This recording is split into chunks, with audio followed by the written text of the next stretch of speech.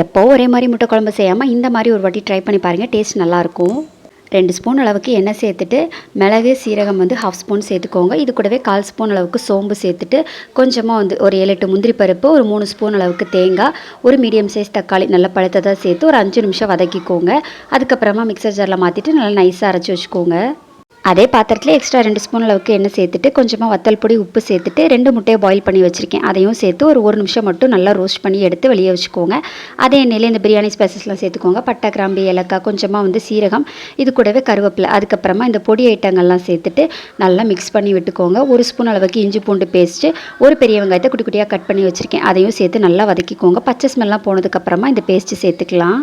ஒரு 1/2 கப் அளவுக்கு மட்டும் தண்ணி சேர்த்து மிக்ஸ் பண்ணிக்கோங்க. மூடி போட்டு ஒரு 5 நிமிஷம் கொதிக்க விட்டுக்கலாம். எண்ணெய் பிரிஞ்சு வந்ததுக்கப்புறமா நம்ம பாயில் பண்ணி வறுத்து வச்சுருந்த முட்டையை உள்ளாடி சேர்த்துட்டு ஒரு 2 மினிட்ஸ் குக் பண்ணி எடுத்தீங்கன்னா அடிப்பொலி முட்டை குருமா ரெடி. கண்டிப்பாக ட்ரை பண்ணி பாருங்கள். பாய்.